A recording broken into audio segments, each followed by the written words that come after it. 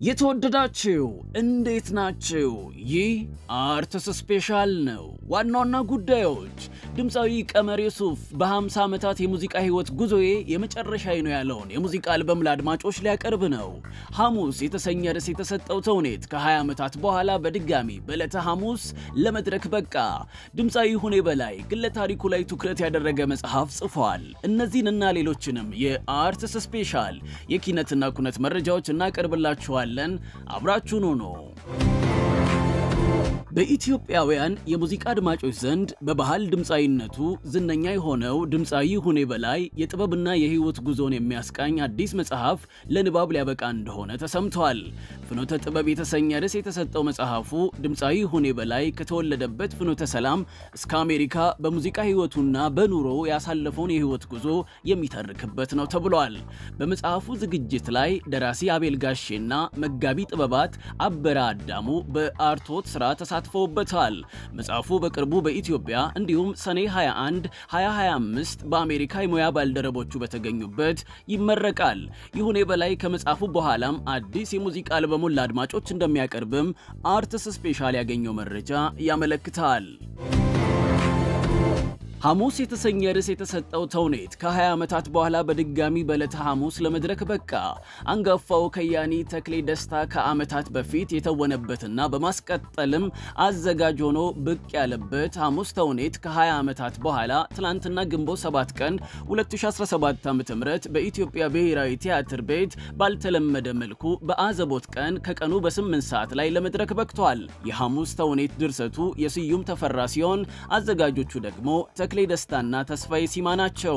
በትወናው በኩል ታሪኩ ሚፍታ፣ ቴዎድሮስ ሙሉጌታ፣ እፀ ሕይወት አዳንከኝ፣ ዮዲት ካሳውን ተሳትፈውበታል። ሐሙስ ተውኔት ከ20 ዓመታት በኋላ ወደ መድረክ ሲመለስም በርካታ ጥሪ የተደረገላቸው እንግዶች ተገኝተዋል።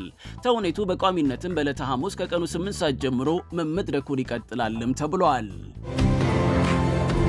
የአፋን ኦሮሞ ድምጻዊው ቀመር ዩሱፍ በ50 ዓመታት የሙዚቃ ህይወት ጉዞዬ የመጨረሻዬ ነው ያለውን የሙዚቃ አልበም ለአድማጮች ሊያቀርብ ነው። የድምጻዊው የመጨረሻ የሙዚቃ አልበም ገላኖ የተሰኘ ርዕስ ተሰጥቶታል። የፊታችን ሰኔ 15 ቀን 2017 ዓ.ም አልበሙ እንደሚመረቅም ድምጻዊው ተናግሯል። ድምጻዊ ቀመር ከአልበሙ ባሻገርም የፊታችን መስከረም 23 2018 ዓ.ም በአዲስ አበባ ሚሊኒየም አዳራሽ ኮንሰርቱን እንደሚያቀርብ አስታውቋል። ከሚሊኒየም አዳራሽ ኮንሰርት በተጨማሪ በኢትዮጵያ የክልል ከተሞችና በባህር ማዶ ሀገራትም የሙዚቃ ኮንሰርቱን እንደሚያካሂድም ተናግሯል። አርቲስት ቀመር በ50 ዓመታት የሙዚቃ ጉዞ ላይ 7 የሙዚቃ አልበም 50 ነጠላ ዜማዎችን ለህዝብ ጆሮ አድርሷል። ቀመር ከኦሮምኛ ሙዚቃዎች በተጨማሪም ከ10 በላይ በሚሆኑ ቋንቋዎች የሙዚቃ ስራዎችን እንዳቀነቀነ ይነገርለታል። ከ48 ሀገራት በላይም ተዘዋውሮ የሙዚቃ ዝግጅቱንም አቅርቧል። በወይዘሮ ነጻነት መንግስቱ በተዘጋጀው ሸክም ቢቀል የተሰኘ ርዕስ በተሰጠው መጽሐፍ ላይ በኢትዮጵያ ጥናትና ምርምር ማዕከል ውስጥ ውይይት ተካሄደ።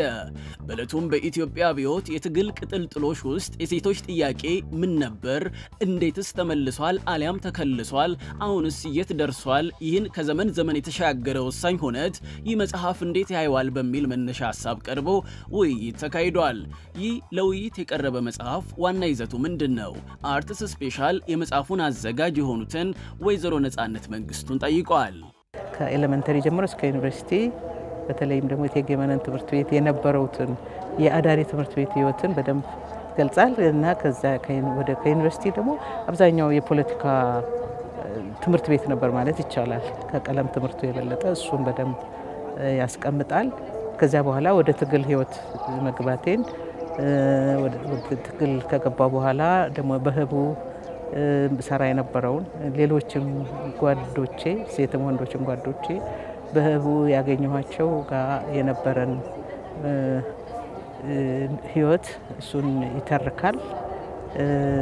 ሐዘናችንንም ደስታችንን ቁጭታችንን ሼር ስናደርግ እንዴት እንደነበረ ይናገራል። ከዛ በኋላ ያው የእስር ህይወት ነው። እስር ማለት ከተያዝኩበት ቦታ ጀምሮ ማዕከላዊ ከዛ ከርችሌ እዚያ ሁሉ እንዴት ነበሩ ያለ 6 ዓመት እንዴት ነው ያሳለፍኩት የሚለውን ነገር እዛ ላይ ይገልጻል። ከዛ በኋላ እዛ መጽሐፍ ይሄንን መጽሐፍ ዴዲኬት ያረኩላቸው 11 የኢህአፓ አመራር አባላትን ህይወት ምን ለምንድን ነው የሞቱት የሚለውን ነገር ጀስቲፊኬሽን ስላላገኙለት ይልቁንም አሟሟታቸው ትክክል አይደለም የሚለው ድምጽ ጎልቶ የወጣ ስለነበረ ከመጽሐፍ ተጠቃቅሼ እሱን ለማስቀመጥ ሞክሬያለሁ። እንደው ለመሆኑ ሸክም ቢቀል መጽሐፍን ያላነበበ አንድ አንባቢ ከመጽሐፉ ምን ያገኛል ብለን ወይዘሮ ነጻነትን ጠይቀናቸዋል። እሳቸውም ተከታዩን ምላሽ ሰጥተውናል። ሴቶች ለካ ይሄን ማድረግ ይችላሉ፣ ሴቶች እንዲህ አይነት ታሪክ አላቸው፣ የጽናት ታሪክ ነው። ብዙ የሚያስቆጩ ነገሮችን ከዚያ ውስጥ ያነባል አንባቢው እና ለምን ይሄ ሆነ ብሎ እንዲጠይቅም ጭምር ነው። ደግሞ በተለይ አሶሳ ቤኒሻንጉል አካባቢ እኔ ሳድግ ያየሁት ማህበራዊ ማስተጋብሮች እጅግ በጣም አስደናቂ ናቸው። በሃይማኖት በብሔር በመስ አንከፋፈል ጥያቄውም ሳይኖር በደስታ በሰላም አብረን እንኖር ነበርና የዚያን አካባቢ ማህበረሰብ በተለይ ብዙም ተጽፎ ስለማያቅ ከነሱም ጋር ይተዋወቃል ብዬ አስባለሁና ከዚያ ውስጥ አንድ እናቴ አለች እንደ ገጸ ባህሪም እንደ እውነተኛ ፍጡርም ያለች ሴት አለችና እሷን ደግሞ እንዲያውቁልኝ ይፈልጋለሁ። ሸክም ቢቀል መጽሐፍ 4 ክፍሎች ያሉ ሲሆን በ25 ምዕራፎች ተከፋፍሎ በ429 ገጾች ተቀንብበዋል። በ650 ብርም የጀርባ ዋጋ ለአንባቢያን ቀርበዋል። ሳይንስን ማንም ሰው እንዲያውቀው ማድረግ ለምን ይጠቅማል የተሰኘ ውይይት ሊካሄድ ነው። የኢትዮጵያ ሳይንስ አካዳሚ በተለያዩ ሀገራዊ ፋይዳ ባላቸው ርዕሰ ጉዳዮች ላይ የህብረተሰቡን ግንዛቤ ለማሳደግና ሳይንሳዊ አሰራሮችን ለማጎልበት የወራዊ ገለጻ፣ የፓናል ውይይትና ሙራዊ የክርክር መድረኮችን ሲያካሂድ ቆይቷል። በዚህ መሰረት ሳይንስን ማንም ሰው እንዲያውቀው ማድረግ ለምን ይጠቅማል በተሰኘ ርዕስ ፕሮፌሰር ሽብሩ ተድላ አነቃቂ ሳይንሳዊ ገለጻ ያደርጋሉ። መርሃ ግብሩ በኢትዮጵያ ሳይንስ አካዳሚ አዳራሽ ነገ ቅዳሜ ግንቦት 9 ቀን 2017 ዓ.ም ከቀኑ 8 ሰዓት እስከ ቀኑ 10 ሰዓት ድረስ ይካሄዳል ተብሏል። መግቢያው ደግሞ በነፃ ነው። የሁለት ምርጫዎች ወግ መጽሐፍ ላይ ውይይት ሊካሄድ ነው። በበረከት ስምኦን በተዘጋጀው የሁለት ምርጫዎች ወግ የተሰኘ መጽሐፍ ላይ ከነገ በስቲያ ግንቦት 10 ቀን 2017 ዓ.ም ከምሽቱ 2 ሰዓት ጀምሮ በክለብ ሃውስ መተግበሪያ ላይ የበየነ መረብ ውይይት ይካሄዳል።